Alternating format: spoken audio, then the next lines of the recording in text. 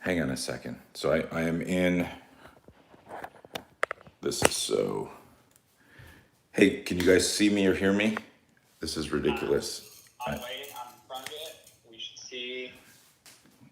I don't have a way to mount this now. Oh, and you're up. You're live. You're on. Is there a way for me? This is, hang on a second. Let me, hey guys, sorry about this.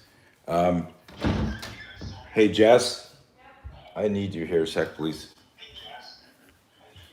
Hey guys, we've been having the craziest technological issues.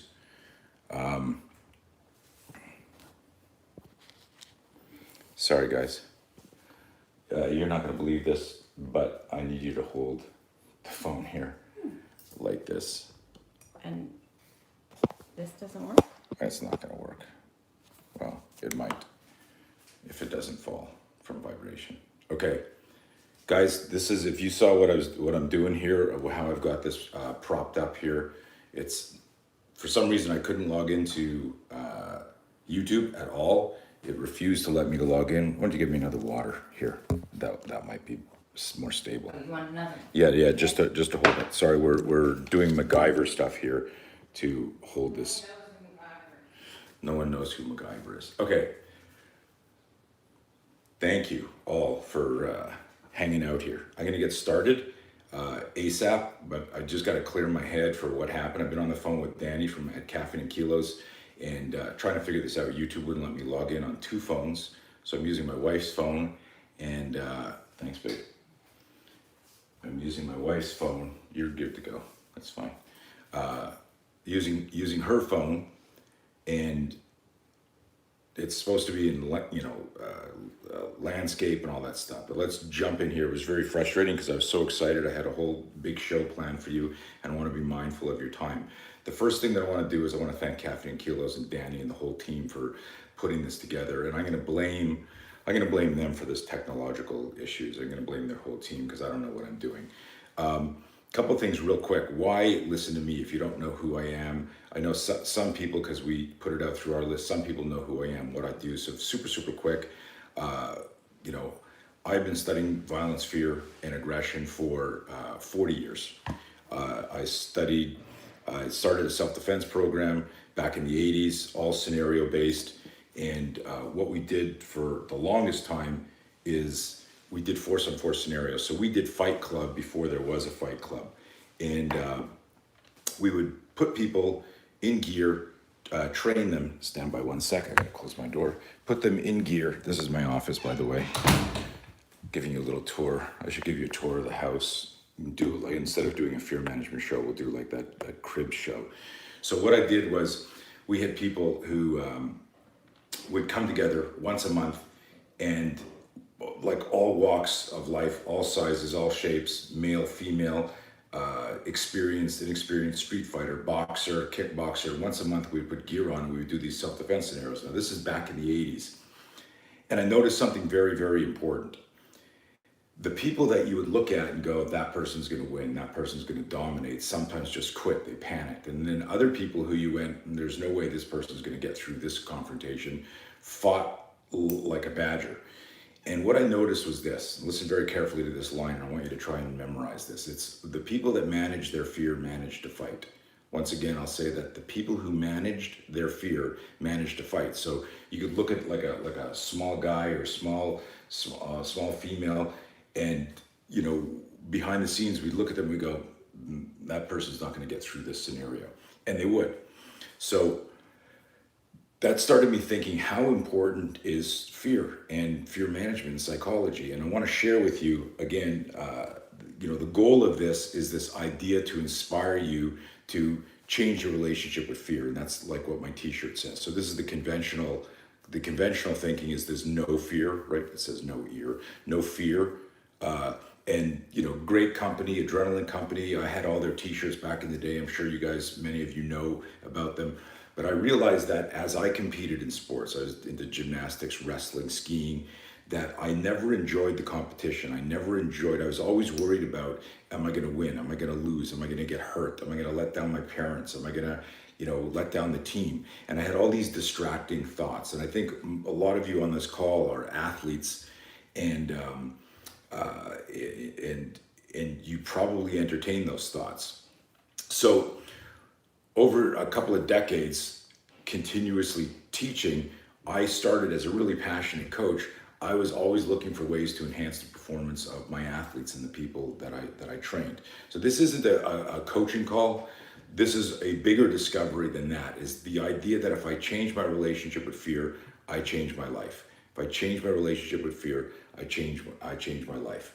So in the 80s, I developed a whole program. We'll get you the link to this. I'll have Caffeine and Kilos send it out.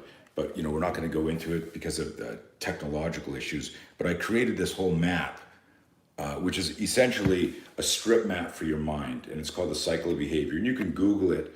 You can Google it online and check it out. But we'll link it when we send you some information. But in the map, what I did is I started to look at these kind of like common internal destinations that victims and victors shared, and I noticed this connection between physiology and psychology. And so, if you're taking notes, I want you to think about this. We all know what that shitty feeling of fear feels like, right? Someone gives you bad news. You get that sinking feeling in the pit of your stomach. Your breathing starts to change. You start sweating, tunnel vision. We also know what courage looks like and sounds like, what bravery looks like and sounds like. And I want you to understand something, and this is probably the biggest idea and the biggest lesson I could share with you right now. And this is this idea that you can't be brave if you're not afraid. I'll say that again. I want you to try and memorize that. You can't be brave if you're not afraid. Now, what that means is that people who do things that we look at as going, like let's say somebody is, I was on a podcast the other day, we were talking about rope climbing. If somebody's not afraid of climbing ropes and not afraid of climbing heights and they go up and down, there's no courage required. There's no bravery required because they just do it. And I look at them and I jokingly refer to them as an outlier. The rest of us are worried about falling, about our grip slipping, and so it's the weight of fear that impacts how fast we go up or what we're thinking about on the way there. So 3 big ideas for you. One is everyone has fear, and that the real heroes are the ones that turn their fear into fuel.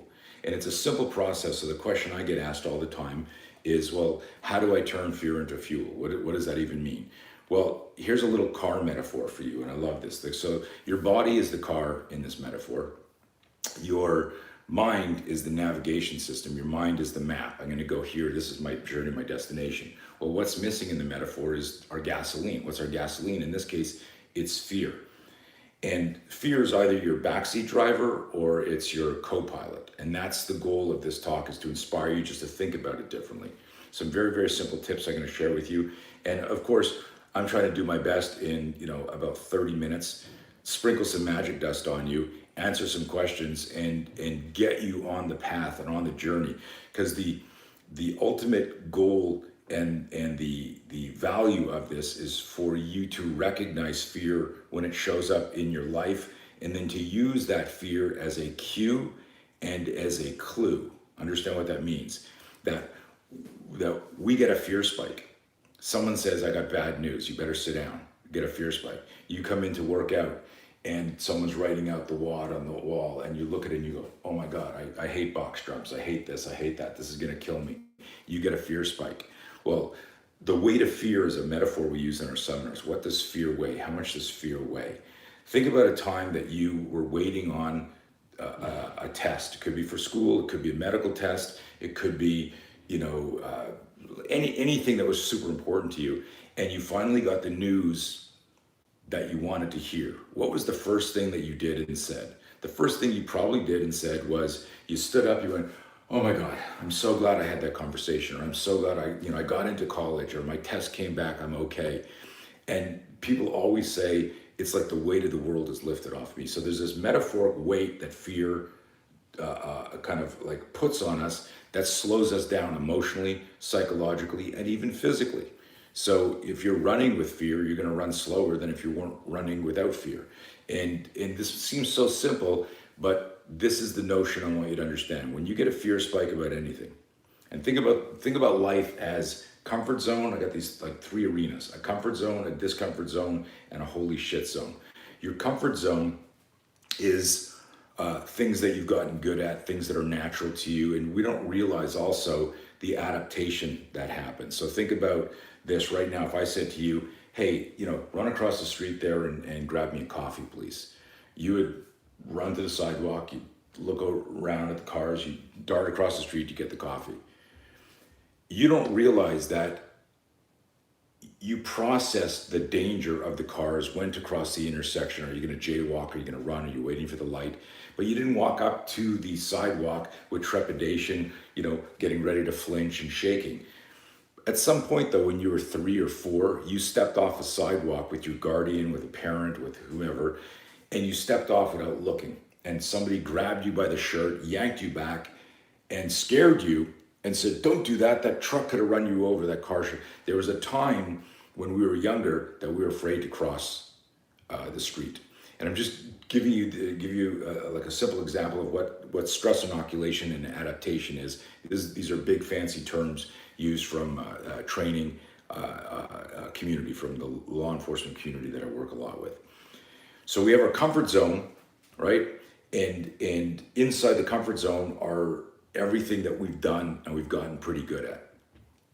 The discomfort zone is when we're asked to do something in our mind or actual, and it's a little bit outside of our scope, and we have a little performance anxiety. And then there's the holy shit zone, where you look at something and you're overwhelmed. So a good thing to think about is what we're all dealing with the lockdown, with the pandemic right now, that a lot of us are entertaining thoughts. Are we going to lose our gym? We're going to lose our business. You're maybe having trouble at home because of the living arrangement and how compressed things are. You're worried about paycheck or money. And so this is the next big thought when it comes to managing fear and turning fear into fuel. So again, the metaphor, turning fear into fuel so that you could choose courage. And how do you practice courage? You only can practice courage if you create self-awareness. Listen carefully, this is very important. The only way you can practice courage is to create self-awareness. But if you don't realize that you're in this fear loop and you're entertaining these fearful thoughts, right? You can't develop this next step, which is critical thinking. So there's an expression that we use in our coaching seminars and in our longer workshops. We tell people, if you need to solve problems, you can't become the problem. If you need to solve problems, you can't become the problem. Does that make sense? And so we don't know that we're the problem, that we're the bottleneck of a solution if we don't have self-awareness. And this is like kind of this catch-22. So how that starts is by simply doing this. I change my relationship with fear. What are the cues that you're in the fear loop? And so the fear loop, you'll see in that little map that we're going to send you, you'll see a box where we're talking about having a negative expectation, having an erroneous belief system. And it's basically, the simplest way to explain it is I turn fear into an acronym: false expectations appearing real. False expectations appearing real. Now here's a really simple metaphor for you that you'll never forget. When you get a fear spike, so the fear spike is I feel my breathing change, I feel my physiology change, I'm now vertically breathing, chest breathing, maybe the world feels like this, I'm fixating, and we do it all the time. And some of you may not have fear for something else, and like you're okay with, climbing a mountain or skydiving, or, like I train a lot of military law enforcement. These guys jump out of an airplane, they'll go into a gunfight, but they won't say I'm sorry or I love you. To somebody, or they have trouble public speaking, and it's crazy. So they've developed, that's why I told you about the stress inoculation adaptation thing, that you can get good at something, doing it over and over again, your body acclimates to it. And then other things that you don't do, you're like, I ain't doing that. Number one fear in the world for most people is public speaking, right? And so it's an interesting reframe. So you need to train your brain to see the fear spike as a cue and a clue to stop and think right there, right? So it's almost like, and again, I'm assuming because it's Caffeine and Kilos that there's a lot of people who work out on here. It's almost like having that self-awareness. You're warming up and you feel something's off in your back or your hamstring, and you know from being injured before that you need to do a different warm-up, or you need to maybe scale this workout or whatever. That's self-awareness. Most of you have always, and it's a funny thing about intuition, right? How many times have you worked out and then after you pull your back or you injure yourself or you miss a weight, you say, I knew I was going to miss that. Because we're thinking about it, our intuition is whispering in our ear, this isn't going to happen, blah, blah, blah. And it's a negative thought. It's this fear voice in our head. So I'm trying to cram as much stuff as I can in here, folks. I hope I saw one comment here that they're making lots of notes. I appreciate that. But so what I want you to think about is this. A fear spike creates a moment of doubt. Can I do this? And it could be a hard conversation. It could be, should I close my business? Should I open my business? Should I ask this person to marry me? Should I get a divorce? Should I defend myself, right? And so there's a moment where a stimulus gets introduced in your life and you step back from it. It's a moment of doubt. And this is normal. This is natural for every human being. If it's outside your comfort zone, discomfort zone and holy shit zones always make us pause. This is where my system really kind of shines a light on what we need to do here. It's at that moment that the brain starts working. And if you have a moment of doubt, if that goes unchecked, that creates hesitation. That's almost always the organic response. Doubt creates hesitation. That's cool. The next step is where everything changes. If you don't catch that and step out of it and go, okay, why am I doubting myself here? What am I thinking about here? Why am I hesitating here? This is where the study starts to happen. Now, in a violent encounter, which is of course my specialty, in a violent encounter, you can't stop, other guys attacking you and go, hold on a second, what's going on here? Duh, right? But in most of life, you can. And we do things, we get a toothache and we wait and we'll go to see the dentist at the last possible moment. Same thing with something you're not feeling good in your body. We wait because we don't want to find out. We put off things, we hesitate. So that's the next thing. Doubt creates hesitation. Hesitation creates fixation and procrastination. And we're eating up time and you can't get time back. I make a joke when I'm coaching people that I'll say, why are you mugging yourself? And they go, what are you talking about? I go, if you can't get time back, you're mugging yourself of your time. You're robbing yourself of your time. So the four things I want you to think about is doubt creates hesitation. Hesitation creates fixation. Fixation creates non-clinical anxiety. Think about a time that you walked into a room and there was somebody there and you could tell from their body language, which was about 60% of communication, something was bothering them. And you said to them, hey, are you okay? And they were like, yeah, why, what's up? No self-awareness, right? Or they had fear of sharing with you what was bothering them. Again, fear suppresses everything we do. Probably 10 years ago, I wrote this down, that fear suppresses, it throttles everything we do, from who we talk to, therefore who we marry, from where we live, from how much money we make, from how much weight we lift, to even whether or not we defend ourselves. Because when we entertain fear, we go into this next thing, which is one of the most important concepts and metaphors I can give you. Your brain, for most people, not the outliers, is a fear factory. We do this all the time. And if you're one of those people who goes, I don't know what Blauer's talking about, he's crazy, I don't have fear. And I've met a couple of people like that, and I go, well, you're not the norm. Most people don't talk about their fears. As a dad, as a parent, are my kids gonna turn out okay? Are they gonna be successful? Am I gonna live happily ever after? Am I gonna be healthy? Is my business gonna, and this is all under the umbrella of fear. You could say, well, no, I just think about that stuff. Well, is it positive? Are you worrying? Is it negative? So a lot of this stuff can be researched and answered, and you can get strategic about it. So this is the idea, this metaphor, this movie metaphor, is fear. The fear spike starts a movie in your mind. And how many times have you all caught yourself sitting there, staring at the ceiling, sitting in a chair, leaning over your desk, and you're visualizing, some idea came in your head, and it could have been, let's use pandemic and keep it current. You're like, okay, flatten the curve for 2 weeks, and then 2 weeks becomes a month, and then Then it's like, hey, SBA, but oh, we canceled that. You may not get it. Then it's, hey, we're not opening up if you're in California. We're not opening up until August. How many of you went, are you fucking kidding me? And your brain starts to go, I'm not going to be able to do this, not going to be able to do this. So fear, here's an acronym I want to share with you. False expectations appearing real. False expectations appearing real, FEAR. False expectations appearing real is when I am visualizing a future event that hasn't even happened and it's emotionally and psychologically debilitating me in the present, right? I'm visualizing something in my mind, a movie in my mind, hasn't even happened, but it's killing me right now. It's crushing me right here. This is so potent and so powerful because if you can recognize that, folks, you can stop and go, okay, what am I thinking about here? I need to get creative. Remember I said earlier, you can't solve problems if you become the problem, but you can't get to critical thinking if you don't have the self-awareness to realize that I am in the fear loop right now. So this is a simple map in your mind.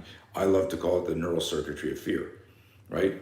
And so how do you break that? Well, you reframe this. Whenever you start visualizing a negative movie in your mind, you stop and you remind yourself this.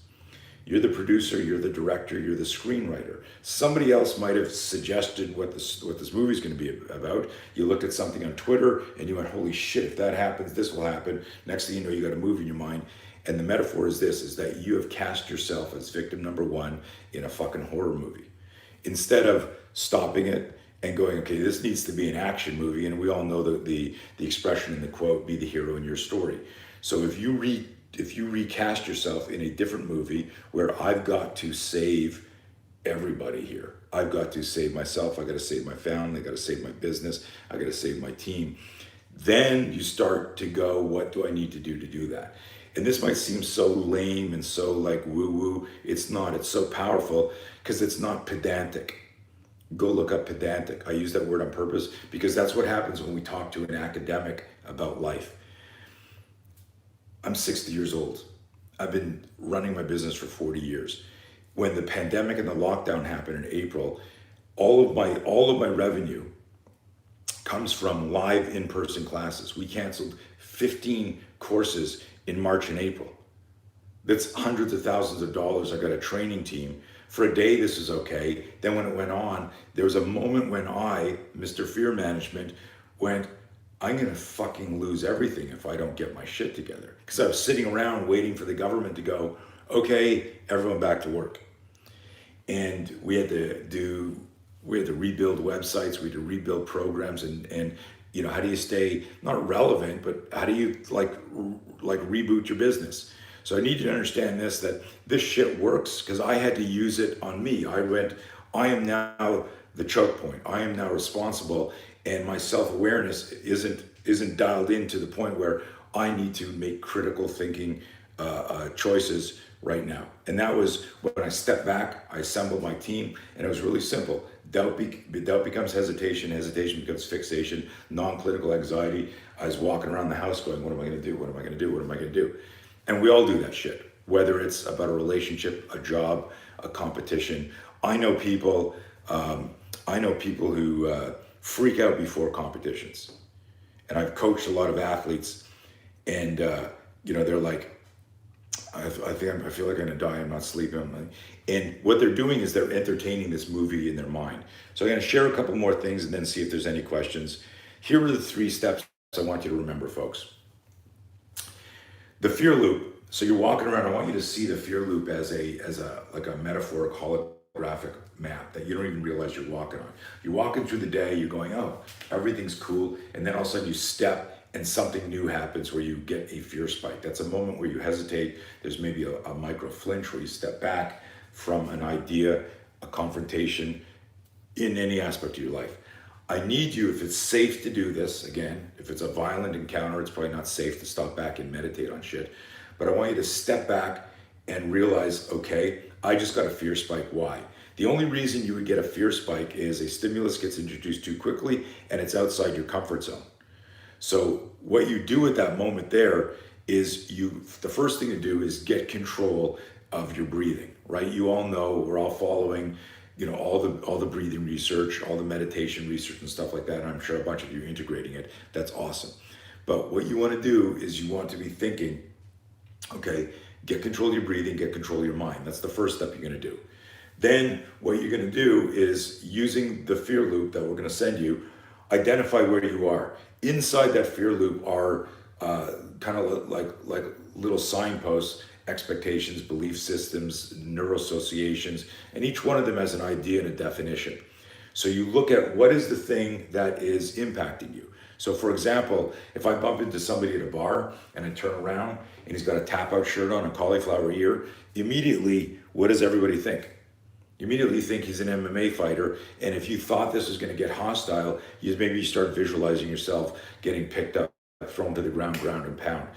And so we call this false evidence appearing real. I see something that triggers the movie in my mind. At that point, you need to catch yourself and stop and go, I am now entertaining my pain, my discomfort, my failure in a movie that I'm self-producing about myself. And it's really, really that simple, that if you just stop that and go, wait a minute, this is not the outcome that I want. And this is where we tell people, again, repeating this, it's so big, the fear spike creates doubt, hesitation, procrastination, fixation, and then unchecked, that turns into a non-clinical anxiety where you're not working on what you ought to do, whether it's your fitness or a project or your relationship or your business. You're just in the fear loop. The key there is this. I don't know if I shared this already again because I'm throwing so much shit in here. You can't be brave if you're not afraid. If I haven't said that, it's a very important thing to remember. I think I said it earlier. You can't be brave if you're not afraid. I want to share a really quick story. I was down at Fort Bragg many years ago. And I got in early and I'm talking to two of the guys from the unit that I'm training. And one of them says to me, hey, after this meeting, do you want to go jumping? And he's talking about skydiving. And I said to him, no, I'm okay, man. No interest in jumping over an airplane. And he goes, why are you afraid? I thought you're Mr. and does air quotes. I thought you're Mr. Fear Management. And I went, yeah, I'm managing my fear by not jumping out of the airplane. So they both laugh, but the guy beside him laughed, a nervous laugh, where the guy who asked me to go jumping, skydiving, was more of a ha ha ha ha laugh, cute. And I asked him, I said, do you have any fear of skydiving? And he says, absolutely not. And I could tell, again, this is the most important part of the story, that his buddy beside him, who's in the same unit, has the same qualifications, didn't like it. You could just read in his body language. And what had happened, and the first guy that asked me, he says, man, I jump all the time. I've got over 600 jumps. I love it. And I looked at him and I said, so you have no fear? And he goes, no. I said, so let's change something up today. I said, I want to pack your chute for you. And he looks at me and I said, I'm horrible. I can't even fold a t-shirt, so I don't know what I'm doing, but let me pack your chute for you. And he smiles and he leans in. He says, you're not coming anywhere near my parachute, right? And we all laughed, but I needed to realize at that moment I had introduced some fear by changing his ritual. Now, he doesn't have, an important reframe here is sometimes fear isn't like some big startle flinch. Sometimes fear isn't, I'm sitting on my ass and not moving and I'm sucking my thumb like Jim Carrey in Dumb and Dumber in the bathroom scene, if you remember that. Sometimes fear is just avoidance. Sometimes fear is just procrastination.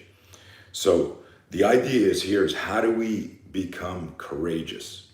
If I asked you all, and I can't interact with you because this is weird, I'm just talking to a phone and all I see is me. It's a very bizarre format. But something that we do that's very powerful is I'll write the word courage on a whiteboard. And I'll tell the group and I'll say, hey, courage. And I write it on a whiteboard. And let me see if I can do this without screwing shit up here.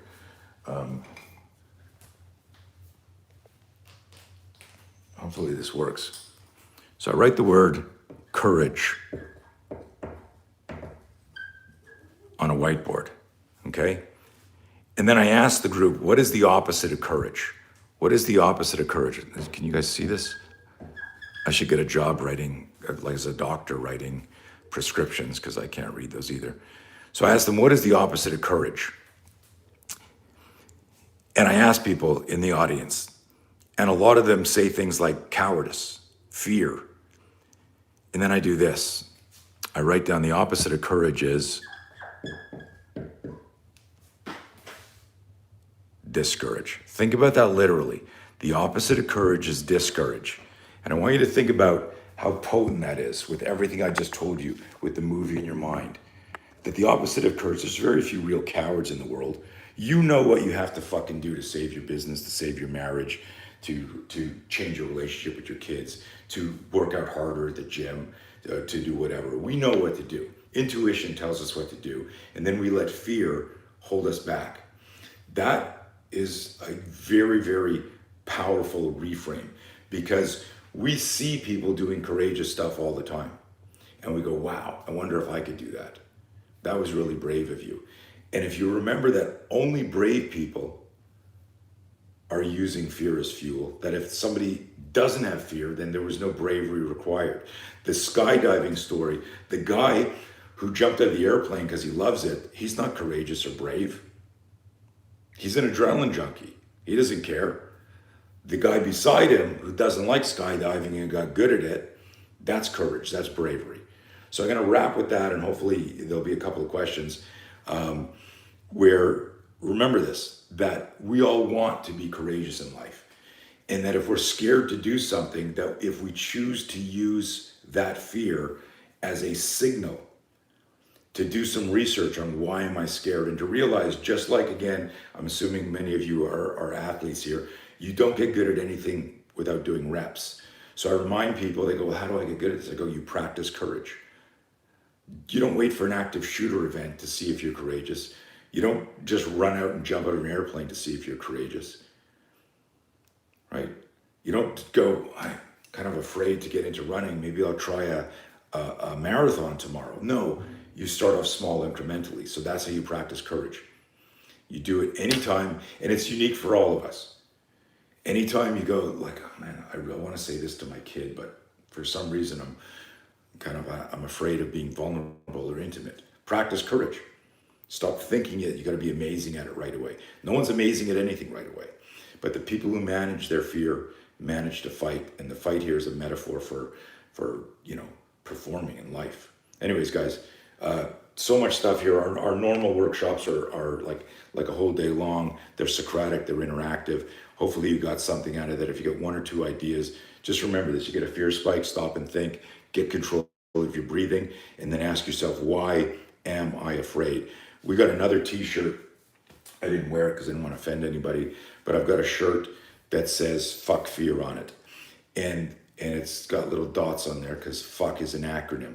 And it stands for, when I get a fear spike, fuck fear. Face it, understand it, control it, and then know it. Face it, understand it, control it, and then know it. There's an acronym for fuck fear, and between discourage is the opposite of courage, and fuck fear, hopefully that'll change your life. Thank you all. Sorry for the late delay. Danny and team at Caffeine Kilos, thank you all for helping put this together. Crazy stuff this morning that YouTube would not let me log in. It was very bizarre. So we don't have to talk about that. We got over it. We figured it out. Does anybody have any questions for me? And hey, Ray, thank you. Fuck fear, acronyms there. Yeah, so we got about 65 people on the call. Does anyone have any questions? Any thoughts? What was tap in there? What was the idea that made the most sense to you?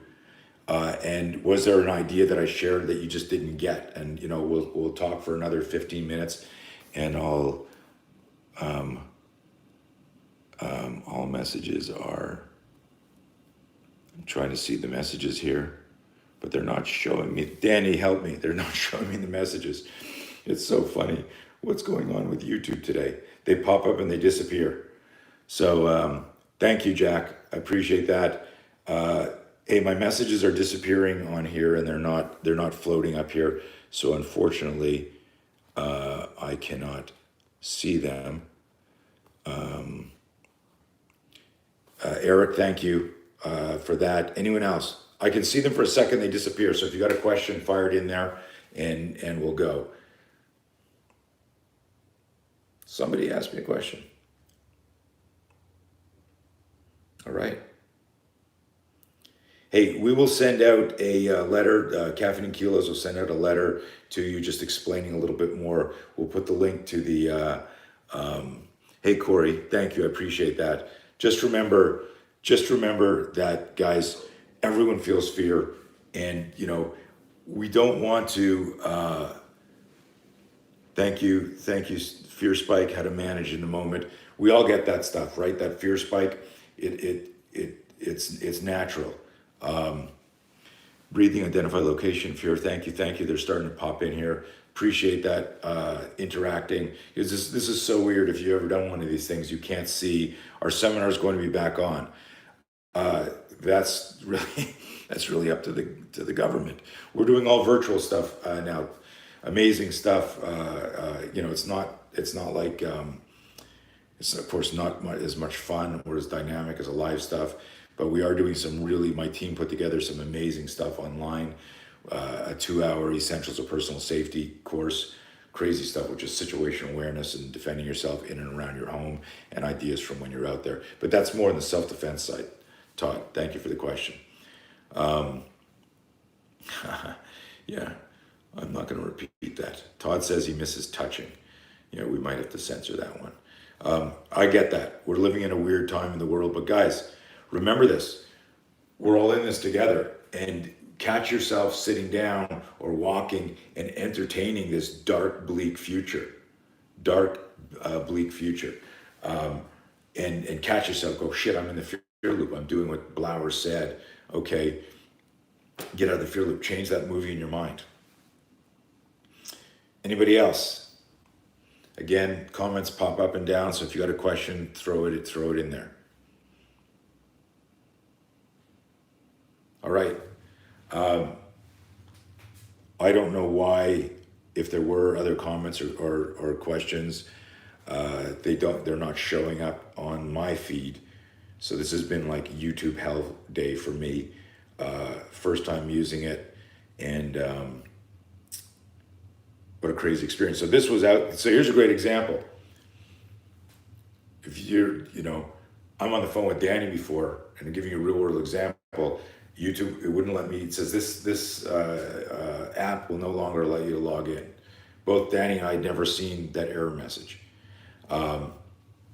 Thank you, guys. And I grabbed another phone. Same thing. I used my wife's phone to log me in. Then it wouldn't go horizontal. And I'm on the other line with Danny going, I don't believe this. Like, I'm about to do a fear management talk. I'm so upset that this technology is not working. I was like all ready to go, kick off at 8 o'clock. Because of all these problems, I went from being in the comfort zone, a subject matter expert talking about fear management, to this holy shit distraction, and my breathing changed, my energy level changed, because I was focusing on, as a human, this isn't going to work out. I'm going to let a bunch of people down. That is the critical thinking part, is I can't do anything about it. But why was I uptight? Why was I developing a non-clinical anxiety? Because I'm a professional and I didn't want to let you down. But knowing how to regulate that in my mind, when we finally got things set up, I was able to just press play and just start. Was I at my best? No, I was distracted. I would have rather, like a reboot, do a little workout and clear my head. But I want to give you this, just again, another real example of how you just use this. I recognize my breathing's off. I even said to Danny, he said, okay, you go, press live. And I go, I just need a minute to clear my head. That's the self-awareness part, if you take that out of there. Okay. Thank you, everybody. PJ, we're walking with your 14-year-old son. Now the messages are coming in. This is awesome. What was number 3? Breathing. Number 2, scan by. Let me see. Oh yeah. So identify the pre-contact cue. That's the moment when you went, oh shit, I just gasped. My heart rate changed. Confirm your location. Number 2 is confirm where you are in the cycle of behavior, so you understand that you're not lost. So you'd have to look at the cycle of behavior to understand, do I have false evidence appearing real? Is it false expectations? Am I entertaining an erroneous belief? And then at that moment, start to be thinking that's when the research starts to happen. That's when fuck fear starts to happen. Face it, understand it, control it, confront what's going on. And the whole time through that, the order of this isn't important. It's just as long as you do all three. So if you go, wow, I don't feel good right now, and you go, and you do some sort of like intentional breathing exercise, and then you go, okay, what am I thinking about that? But you might also just go, why am I thinking about this? Recognize that you're not breathing properly. You got to be thinking, go from self-awareness to critical thinking, start doing some intentional breathing. So those are the three things, is that identify the first pre-contact cue. What did you notice that you gasped, that your heart rate changed, that your chest vertical breathing, did you start biting your nails? You start, whatever that nervous twitch is when something bad is happening. Confirm where you are in the fear loop. And then if it's safe, do some breathing or meditation and visualize the map and recast yourself. Okay, I'm the hero in this movie. What does the hero need to do? Anyone else? Good. I appreciate you asking me that question, because I was going really fast when I went through that. Again, we have the program that we teach individuals, families, companies is way bigger. And it's a lot deeper. Nothing to do with self-defense. It's all about mindset and understanding this, how to choose courage. Okay. No other questions popping up here. You guys can always hit me up. Just Google me online. That your system applies to every day. How would you modify it for a youth, for a 12-year-old? Great question. So how do you modify it for a 12-year-old? Well, as if you're a coach or if you're a parent, just remember that sometimes what we do is we impose what we understand about the world on somebody who hasn't experienced that. So it's super, super important. It's super important that you try to, it's really hard to say empathize with your kid, but I'll give you a great example with my daughter, Olivia. When she was about 10 or 11, we moved across the country. She was going to private school for 1 year, and then we moved her into a public school. And I came, Brandon, yes, I'd love to do both those shows if they invite me, but let me finish this story because this is huge for any parent or any coach out there. I come home from a trip, and I come in, I say hi to my wife, and she kind of goes, you're gonna have to deal with her. I've been dealing with her all day. And I'm like, shit, what's going on? She goes, Olivia's freaking out. She says she's not going to school tomorrow. And she's been hysterical and having tantrums, and I can't handle it. So I go upstairs again. I've been gone for 3 days. I go upstairs, I knock on her door. And if you're a parent, listen to this. I knock on her door, and and she says, who is it? I go, Dad. I open the door, and she goes, I'm not going to school. And she starts screaming again. And I look at her, I don't even say anything about this. And I say, hey, there's no chamomile tea in the house, and I want to go to sleep. I'm in a different time zone here. I'm going to go to Starbucks and get some chamomile tea. Do you want to get some with me? She goes, okay. Now, my intention was to get her out of the house and out of the environment where she's feeling all this negativity. We go to Starbucks, get the tea. I've got my iPad mini with me. I open it up, and I open it up to cycle behavior, okay? And the red area is the fear loop, right? And she looks at me, imagine this 10-year-old looks at me, rolls her eyes and goes, cycle behavior, Dad, really? Now understand that all my kids know most of my shit through osmosis. They've just been around the stuff, but they don't study it. They're not teaching it at a course. And she's 10. I'm sitting in the car with her, and I point at the fear loop. Parents, I point at the fear loop. I go, sweetheart, you are in the fear loop. What's going on with school? She gets hysterical again, works herself up. I'm not going back. You can't make me. I'm not going to school. You can't make me. And I don't do anything. I let her, we have this maxim that we tell people when we're doing what we call choice speech and how to de-escalate. that someone can't sustain an adrenaline dump by themselves. I'll say that again. You can't sustain an adrenaline dump by yourself. So if I'm there needling you or threatening you or going, no, you're going to school, you know, I didn't say anything. I let this peter out. I'm not going to school, I'm not going to school. I'm just crying. And then it was finally just a little sobbing. You guys know the deal.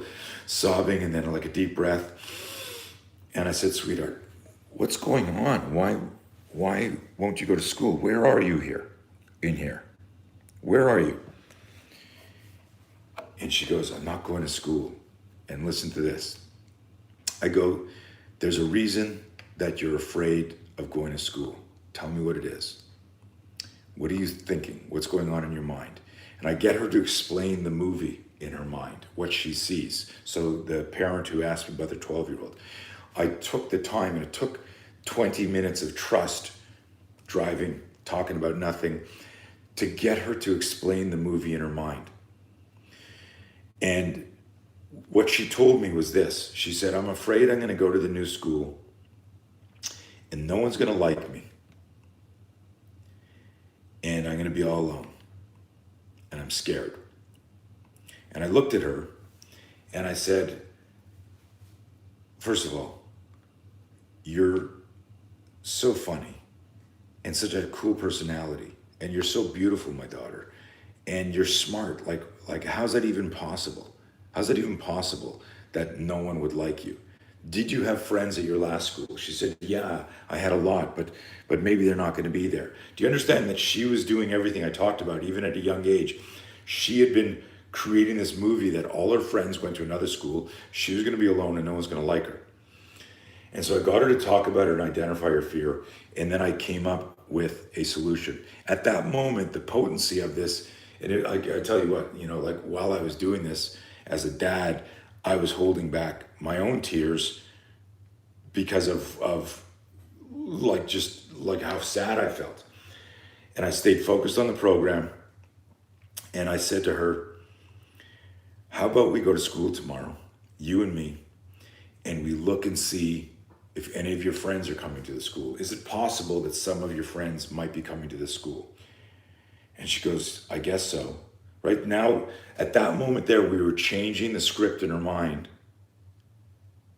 And she was rewriting the narrative in her mind. But she's doing it herself. I'm just guiding her. We end up going to salon, make a long story short. We go to school the next day. And it was so funny. We get in there and I go, let's stand over here. Do you see anyone from school last year? She goes, yeah, that girl over there. And there's a girl she points at who's talking to another girl. And I go, okay, you wait here. And she goes behind like a pillar and she's like doing this, hiding behind one of the pillars, one of the columns. And I go over to this kid. So imagine me walking up to this, 200-pound guy in front of this kid. She looks up, she does this. She goes, yes. And I go, you see that girl hiding behind the pillar there, her head sticking out? She goes, yeah, that's Olivia. I go, you know her? She goes, yeah, I went to school with her last year. She's a little bit nervous about the first day of school. Would you go over and talk to her? And she's like, yeah, sure. She dumps this other kid she's talking to and kind of skips over there. And next thing I know, they're talking like 100 miles an hour. How was your summer? Olivia doesn't even turn around, guys, and look at me to say goodbye. I'm like standing there like this. I'm doing this, leaving. And she's like talking, and I left. She gets home from school. I say, hey, how was your first day? Great, Dad. Runs in her room. Anyways, I love telling that story. You can't see this, but I got goosebumps. But it was so amazing to know what to do, to help my kid. This stuff, somebody posted a question, but I didn't want to stop in the middle of the story. Thank you, Ray. I started studying fear to help people that I was teaching how to manage fear in a fight, because my specialty is teaching realistic self-defense. But then I realized, oh my God, how often do we get into actual physical fights in our life? If you're a cop, if you're military, if you're doorman, security, way more than the rest of us. But most of us, the fights we have are in our head. Most of us, the fights we have are in our mind. Should I do this? Can I do this? I can't do that. I'll never make it. I'm not that good. Whatever. I don't have the resources. And the ability for us to flip that switch and get resourceful is when we choose courage, when we say we're going to figure out how to do it. And we're nervous because it's our first rep or second rep or 10th rep. We're nervous, but if we remind ourselves that we're going to use fear as fuel, we're going to consume it as an organic resource. Fear is not my backseat driver whispering in my ear, you suck, you're going to miss this turn, you're not strong enough, you're not fast enough. Fear is my co-pilot when I'm looking over there going, we got a full tank? Yeah, let's fucking go. Your brain is your nav system. This is my strategy, this is my plan. And the body that you're training, that's your car. Okay, somebody asked, how do we learn more? You get an email from the team at Caffeine and Kilos with the link to my website, but just if you Google Tony Blauer, you'll find it. If you're interested in our self-defense, our martial arts, our combatives, the information's there. The new site that we put up for the COVID-19 era is nofearnow.com, KNOWFEAR now.com, and that's got a list of all our virtual options.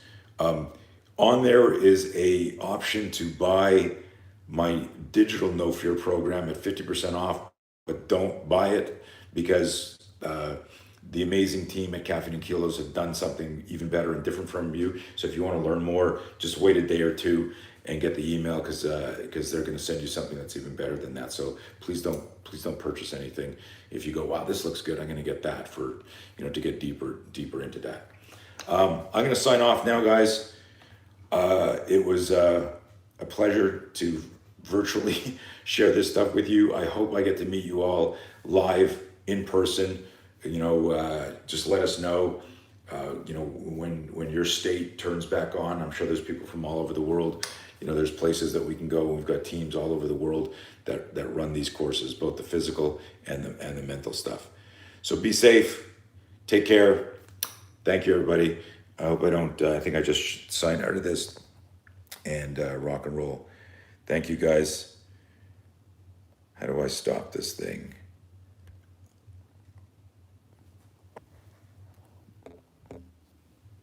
Danny, I don't want to delete this thing. What do I do? Just, this is so funny. I'm going to call him while we're on the phone. This is classic. Tony, what's up? Hey, bud. So I just wrapped. How do I shut this? Do I just hit the X? I'm still recording. Just hit the X. Just hit the X. Yep, you got it, man. Okay, peace out. Thanks, buddy. All right, great job. Thank you. Okay, guys. See you online. Take care.